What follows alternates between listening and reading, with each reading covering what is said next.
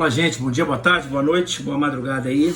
Vamos lá resolver nossas questões aqui, tá? Para o nosso grupo aí da mentoria aí, vamos resolver as questões de ação penal, né? Então já mandei áudio para os senhores, material para os senhores, esquema para os senhores a respeito da ação penal. Sabe que a ação penal é um direito público, subjetivo, ou então um dever-poder, não é isso? De exercer o ius puniendi, ter os institutos. Vou mandar mais áudios para explicar os pequenos detalhes da ação penal. Mas vamos ver a questão, vamos lá. Questão 2018, para cargo de defensoria pública, vamos lá. Roberto foi preso em flagrante pela suposta participação no delito de furto de uma bicicleta. Então o cara já vê furto de bicicleta, né? Já pensa no princípio da insignificância da bagatela. Na lavratura do respectivo auto, foram ouvidos os policiais responsáveis pela prisão e o indiciado, claro. É isso. Lembra de inquérito policial, houve um indiciamento. Se auto de prisão em flagrante, instaura e indicia. A prisão em flagrante foi convertida em prisão preventiva, vamos conversar sobre isso.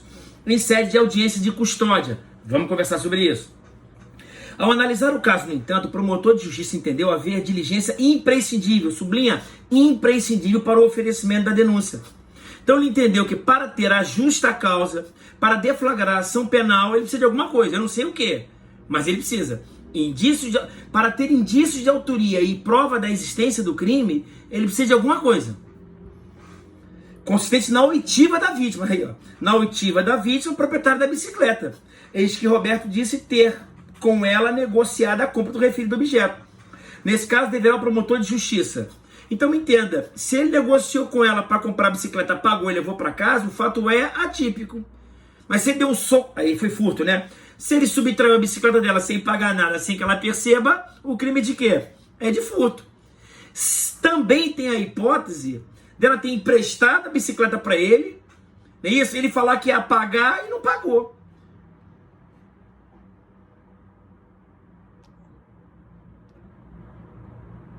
E aí eu estou diante de outra situação, que é o quê? Que é a apropriação indébita. Mas não importa, o que importa é ver a ação penal. O que está escrito aqui? Ele deve determinar o arquivamento do inquérito policial. Claro que não. Se tem diligência para ser feita, não tem por que arquivar o inquérito policial. Denunciar o Roberto, solicitar o prazo de 30 dias para eventual auditamento da denúncia. Não há fato típico ainda. Na cabeça do promotor, lhe falta justa causa, não tem por que fazer isso. Intimar a vítima para que compareça ao Ministério Público para de 60 dias, sob pena de desobediência, requerendo a manutenção da custódia cautelar de Roberto. Claro que não, né? 60 dias e manter o cara preso? E falar, porra! Não faz nada que nós estudamos, falei sobre isso, né? Não faz nenhum sentido isso.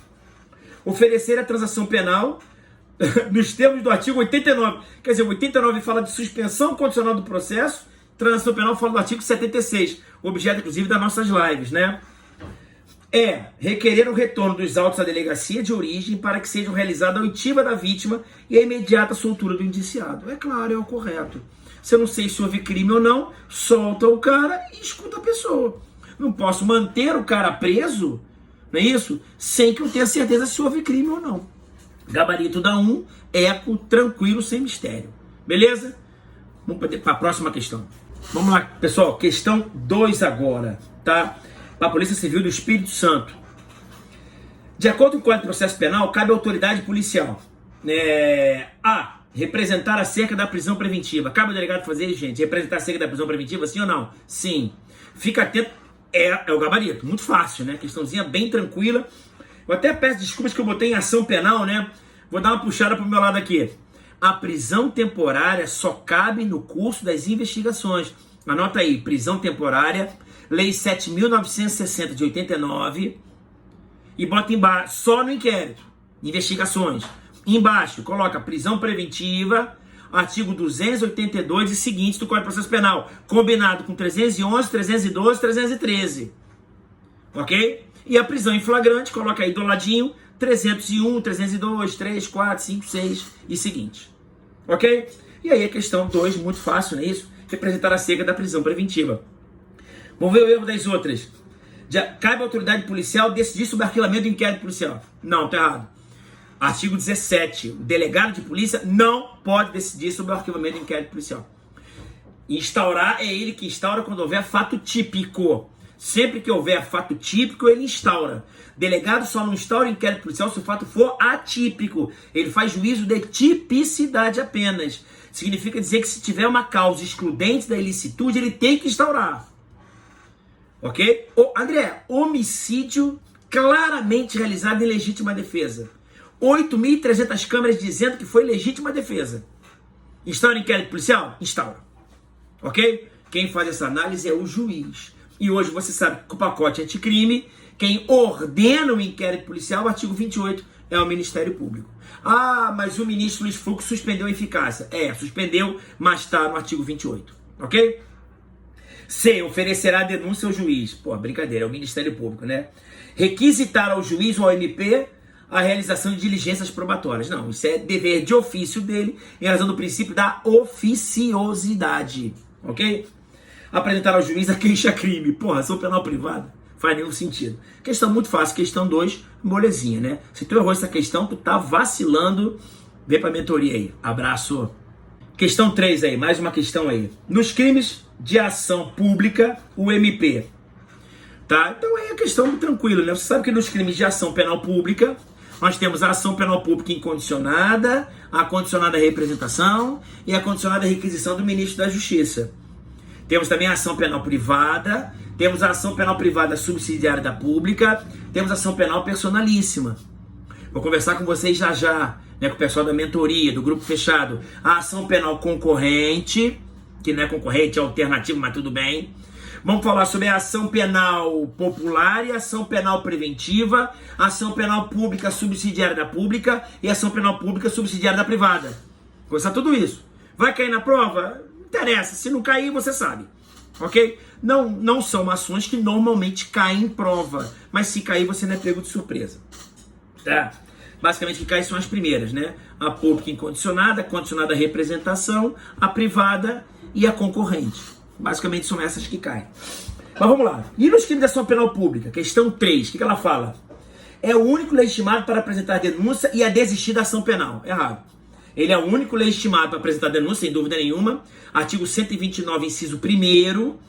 Mas ele não pode desistir da ação penal em razão do princípio da indisponibilidade, que é o artigo 42 do CPP. Ok? B. Promoverá a ação por denúncia, mas poderá depender de requisição ou de representação por exigência legal. É claro que esse é o gabarito. Questão muito fácil, né, gente? Questão prova para a Polícia Civil do Espírito Santo, para perito criminal. Porra, molezinha, né? Melzinho. Então o gabarito da 3 é bravo, não é isso? Por exigência legal. 3, bravo, muito fácil. Tá? Erro das outras, né? Atua no processo apenas como fiscal da lei, não. Se liga, tá, gente? O Ministério Público, ele atua em todas as ações penais. Atua em 100% das ações penais. Ora como órgão agente, ora como órgão interveniente. O Ministério Público, ora ele é agente, ora ele intervém. Ok? Ele vai ser órgão agente nas ações penais públicas, oferecendo a denúncia, ele é o autor. E como órgão interveniente nas ações penais privadas, não vai ser autor, mas vai ser custos iuris. Quem está estudando há um tempo, custos legis, fiscal da lei. E eles já estão dizendo que MP não é só fiscal da lei. É fiscal da lei, dos princípios, da Constituição e do direito. Então ele é mais custos legis, é custos iuris. Palavra bonita para dar mais poder. Beleza? 4. É titular da ação penal? Mas para sua atuação é indispensável a apresentação da queixa pelo ofendido. Porra! Não e ponto final, né? Se você depois de todos esses áudios botar uma questão dessa, só com drogas pesadas, né? Não poderá requerer o arquivamento do inquérito policial, sendo esse ato privativo da autoridade policial. Ainda que botasse agora autoridade judicial, estaria errado. Agora é ato privativo, tô com uma dúvida danada de falar isso, porque ele fala ordenar o arquivamento do Ministério Público, ok? No gabarito da 3, muito facinho, bravo. Vamos lá, gente, mais uma questãozinha, questão 4, é questão de 2008, para prova, a banca Copswell. Eu sei que a banca é diferente da sua, eu peço desculpas, não é isso? Eu estou dando ênfase à matéria, tá? E óbvio que a gente vai fazer um pente fino, não é isso? Perto da prova, A gente faz um raio-x só da tua banca e estamos fazendo sempre o raio-x também. Eu quero primeiro o conteúdo. Quero primeiro que você compre tudo que eu falar, tem que ser absolutamente compreendido. Aí pode caminhar bem. O primeiro passo é entender a matéria, né? Tá bom. Acerca da ação penal e do inquérito, considere as afirmativas a seguir. Será admitida ação penal privada nos crimes de ação penal pública. Sublinha aí, gente. Será admitida ação penal privada nos crimes de ação penal pública. Sublinha e coloca. Artigo 5º LIX da Constituição. Artigo 5º LIX 59. Artigo 5º 59. Aí coloca junto aí 29, 38, 46. Coloca artigo 5º inciso 59 da Constituição mais artigo do CPP 29 mais 38 mais 46. Ok? Vou fazer um áudio específico, inclusive agora, quando eu terminar isso aqui, um áudio específico da ação penal privada. A gente já arrebenta com a ação penal privada, subsidiária da pública, perdão. Então, será admitida isso se essa não for intentada no prazo legal. André, qual é o prazo legal? Artigo 46. 5 dias estando indiciado preso, 15 dias estando ele solto. Está na lei. Não tem porque a gente conversar sobre isso. Está na lei. Cabendo ao Ministério Público aditar a queixa. Beleza? Vamos conversar sobre aditamento também. Bom lembrar, aditamento. Repudiá-la ou oferecer denúncia substitutiva, intervir em todos os termos do processo, fornecer elementos de prova, interpor recurso e a todo tempo, no caso de negligência do querelante, retomar a ação penal como parte principal. Rapaz, você falou pra caramba, dá pra resumir? Claro que eu vou resumir pra você. MB pode fazer tudo, porque ela é titular da ação penal. Então se liga. Nos crimes de ação penal pública, o promotor tem prazo para oferecer denúncia. Qual é o prazo? Artigo 46. 5 dias estando o vagabundo preso, 15 dias estando o débil mental solto. Ponto. E se ele não oferecer denúncia nesse prazo? Surge para a vítima, com seu representante legal, entrar com uma queixa subsidiária ou queixa substitutiva. É a ação penal privada, subsidiária da pública, quando houver inércia do Ministério Público. Perfeito? Qual é o prazo? Artigo 38. 6 meses, quando esse prazo se esgotar. Mas, André, quando ele entra com uma queixa, essa ação virou privada ou continua sendo pública? Continua sendo pública, gente. A ação penal, ela é pública. Mas quem está dando início? O querelante, a vítima. Mas a ação, ela não perde a natureza de pública porque o crime ofendeu a sociedade. E como o MP é titular da ação penal, vamos resumir, gente. Apesar do querelante, do particular, estar entrando com uma ação, MP pode fazer o quê? Tudo. Porque ele é o titular. Ok? Vamos brincar um pouquinho? Ainda que eu saia da minha casa, empreste minha casa para uma pessoa, bem que o exemplo não é legal não, né? Porque se ele está na posse, tem direitos possessórios, desculpa. Mas eu posso tudo na minha casa, a casa é minha, pô. Eu sou o titular da ação penal. Então ele pode aditar a queixa, repudiar a queixa e oferecer denúncia. Ele pode ouvir testemunhas, ele pode recorrer, ele pode retomar a ação como parte principal. Ponto final. Não precisa o querelante desistir para ele entrar porque ele é o titular. A questão está certíssima. 2. Salvo disposição em contrário, o ofendido ou seu representante legal decairá no seu direito de queixa ou de representação se não exercer dentro do prazo de 6 meses, tá certo? Vírgula, contado do dia da ocorrência do delito. Porra, de conhecimento da autoria do fato, artigo 38. Bati com vocês em áudio pra caramba, em vídeo pra caramba com vocês. O prazo de decadência é para eu entrar com uma queixa ou uma representação quando eu souber quem é o autor do fato e não do fato em si. Dei exemplo para vocês, não é isso? Da mulher estuprada, de eu tomar um soco nas costas e não souber quem é o autor, quando você me xinga. Dei um montão de exemplo. Pô, para minha mentoria, pô, o cara ouvir meus áudios matar isso aqui, ele crava a questão rindo. Ele não vai matar a questão, ele vai rir da questão, é diferente. Então a 2 está errada. 3. Como oferecimento da representação criminal ao órgão do Ministério Público, por se tratar de uma hipótese de ação penal pública condicionada, o inquérito policial não poderá ser dispensável. Sublinha dispensável, artigo 39, parágrafo 5º. O inquérito policial, em regra, ele é dispensável quando já houver justa causa. Também, questãozinha que já está batendo um pouquinho, mas eu vou falar melhor mais à frente lá, né, quando eu falar da ação penal hoje, inclusive, ou amanhã, a gente vai conversar sobre isso. Quero exaurir essa matéria com você para a gente poder passar para o próximo ponto.